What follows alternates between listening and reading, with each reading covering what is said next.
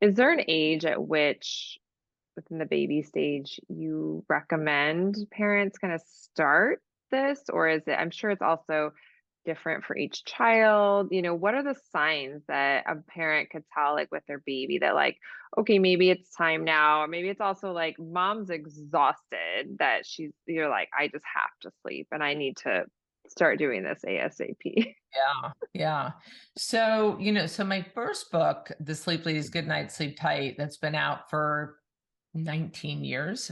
It's in Oh its wow. third edition. I pulled out in the last revision the newborn section to make its own book. So that first book is 6 months to 6 years old for gentle sleep coaching.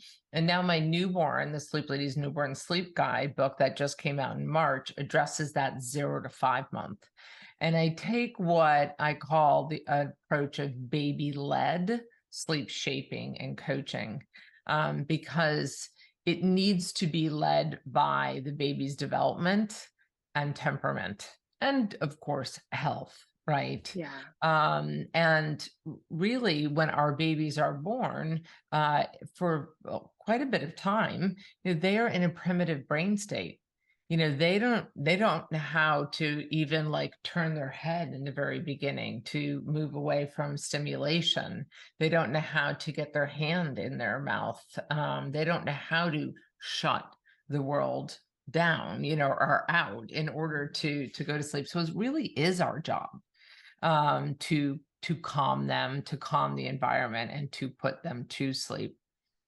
And so because I don't want you to wait and do absolutely nothing and fall to your knees until they're 6 months, I have what's called baby-led sleep shaping elements that sort of sets the foundation so that then as they become developmentally ready, you Okay. can start adding tiny baby steps that are sort of mini bridge sleep coaching techniques with the goal that hopefully you don't have to sleep train your child at all.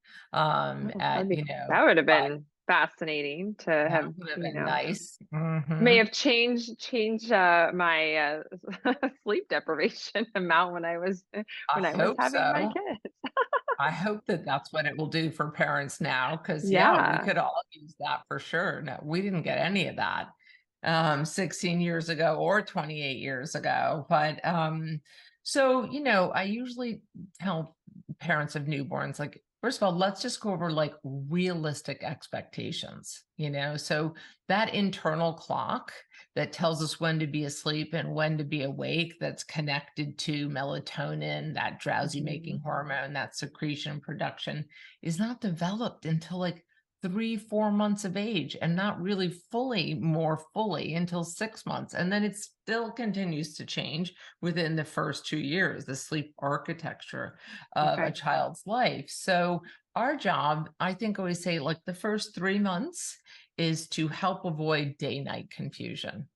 And I have kind of out like rules of things you can do. Focus on these things and let go of nap training, as an example. I mean, day sleep is not developed until, really more solidly until 6 months, and then you get any of these really alert or sensitive kids, and they just need you to go slower and take longer and be more patient. So there are things you can do now to help you that don't involve letting your newborn cry it out. Awesome. That's so good to hear. So, all of Yeah. you moms who have newborns or are currently pregnant or planning to have more babies, this is awesome. I would have loved to have known more of this when my kids were little. So, question on co-sleeping, because I feel like there's so many mixed messages out there, and I think so many times moms feel guilty for co-sleeping. Others are like, screw it all, I'm gonna co-sleep with my baby as long as I want, right? And again, there's not necessarily a right or wrong answer even for that, but what is Right. your perspective on that?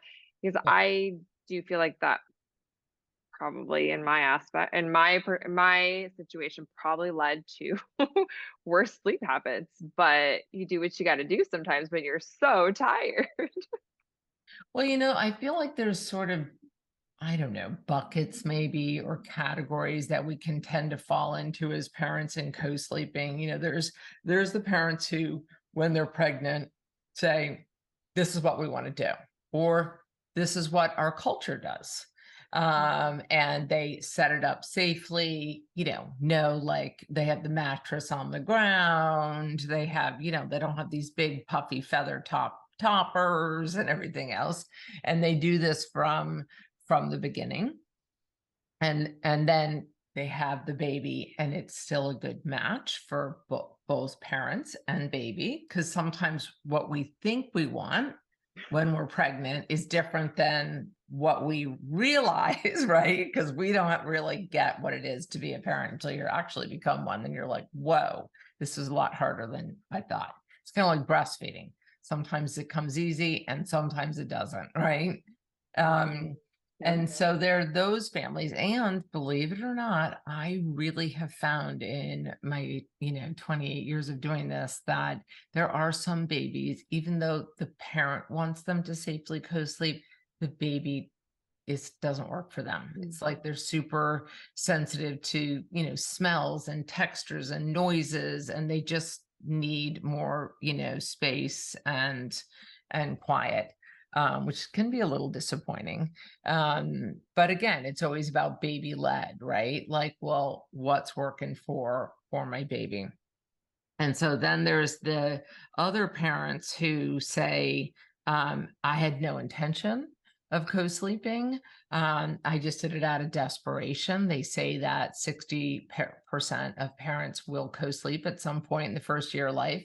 Makes total sense to me. Yeah. Right. I'm surprised it's not higher, actually. And who knows, maybe it is, right? Yeah. And what some part, is it one night, or did they mean 3 months, of that study? And then they just continued, because it was the only way to get their child to sleep and back to sleep. And then, or it could have even been like they slept in their crib and then we transitioned them to a bed, and I started laying down with them, and next thing you know, I was sleeping there all night. I mean, super common, by the way. Right. I've It is. gotten Yeah. thousands and thousands of stories. So I promise you, if any of this sounds familiar, you are not alone. And so I honestly am not against safe co-sleeping. If it's safe and it's working for your entire family, then you don't have a problem, right? I would still say, even if you are safely co-sleeping and you and your partner and the baby, it's working well and you're really digging it and everyone's getting decent sleep, that at some point you're going to want to teach your baby how to put themselves to sleep independently. Usually that point comes when your baby is starting to need to go to bed earlier, which can happen around month 4. All of a sudden, it starts to eat closer to 7 in month 4 and 5, 7:30 p.m. And all of a sudden, maybe you don't want to go to bed at 7:30 anymore, right? You're feeling better. And not that that's the point you have to do it, but that's when I start to see families like, oh, well, I'm going to bed at 7, but it's kind of a drag because I don't want to. At the same time, I've seen that with toddlers, so at that point, you might want to teach them how to go to sleep independently at bedtime. You go do your thing, and then you go back and, co-sleep the rest of the night with them. Either get them out of their crib and bring them into bed with you, or wait until they wake up and bring them into bed with you. So I I think agree. it can Yeah. work. Yeah.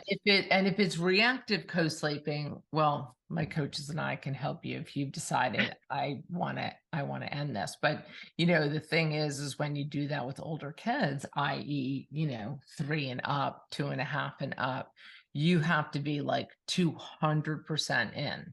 You can't just decide one night we're going to set a limit on it and maybe not on Saturday.